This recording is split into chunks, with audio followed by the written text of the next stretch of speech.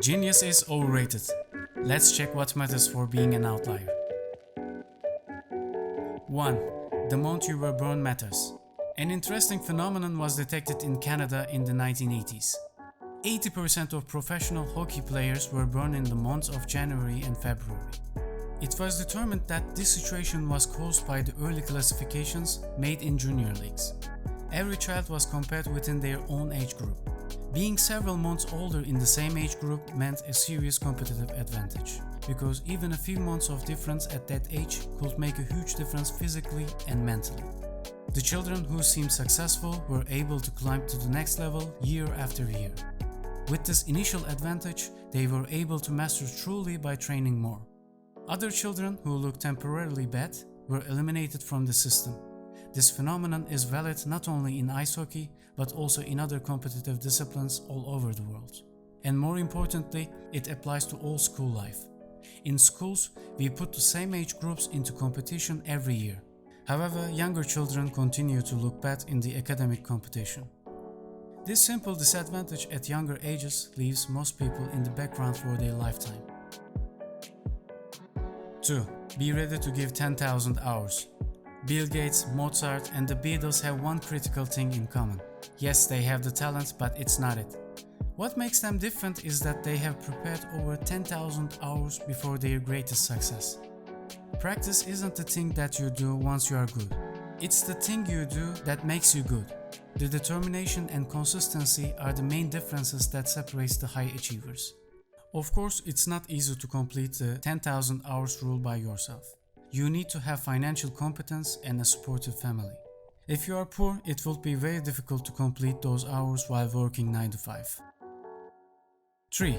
Above average IQ and imagination are enough. One of the most famous psychological studies in history was made in the 1920s in America.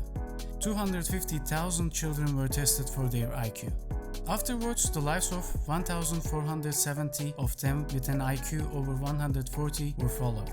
It was expected that these genius children would mark the world, but it didn't turn out as expected. When the children grew up, few achieved great success. In fact, it was seen that 2 unsuccessful students were later awarded the Nobel Prize. Studies have shown that increases in IQ level up to 120 are positively reflected in life.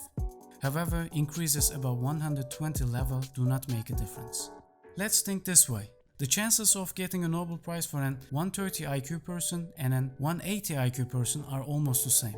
The main reason IQ study failed was because it has ignored a critical factor: imagination. It's the imagination that separates the minds above a certain level. High IQ means that you are perfect in analyzing and explaining a current situation, but it's not enough to project a new situation. This is where imagination comes into power. 4. The environment in which you grow up matters.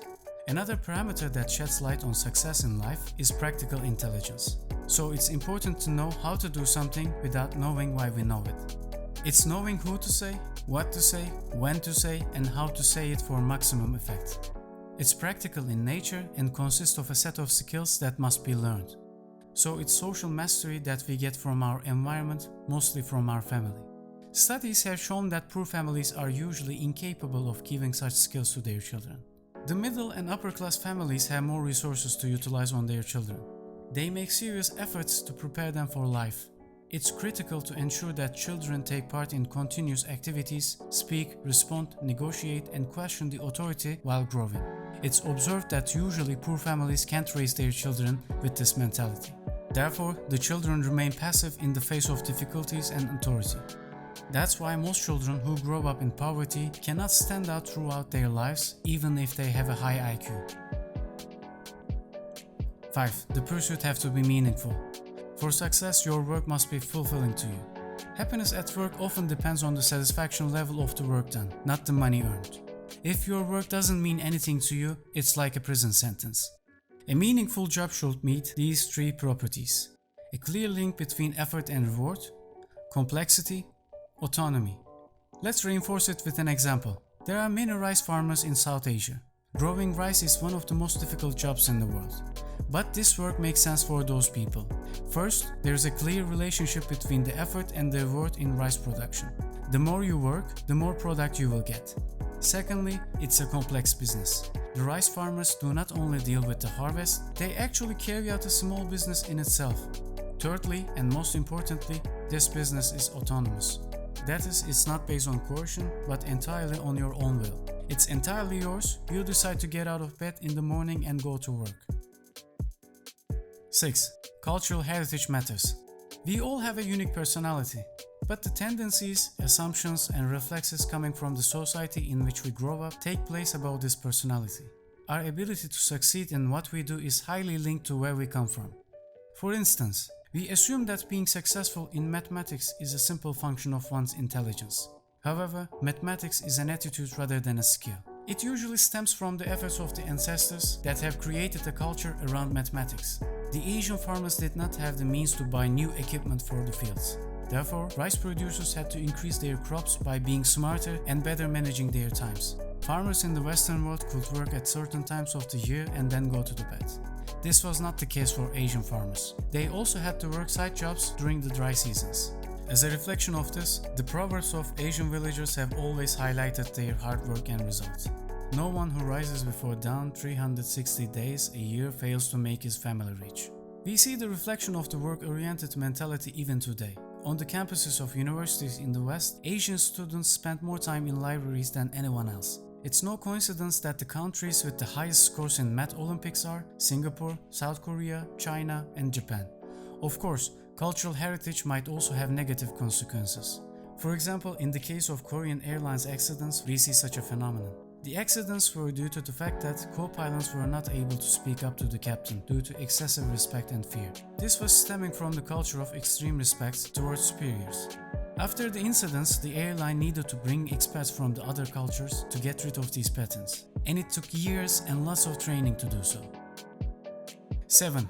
Being in the right place at the right time matters. When we list 75 richest people in human history, it's seen that 14 of them were born in America in the 1830s. This is because the American economy experienced one of the biggest transformations in its history in the 1860s.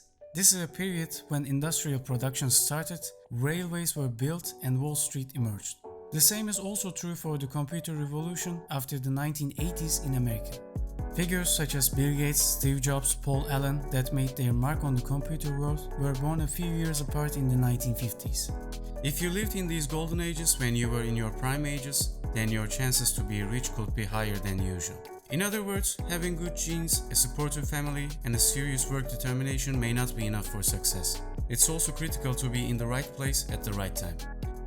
We came to the end of another book. If there's any advice you really like from the book, please write down in the comment section. And as always, thanks for watching.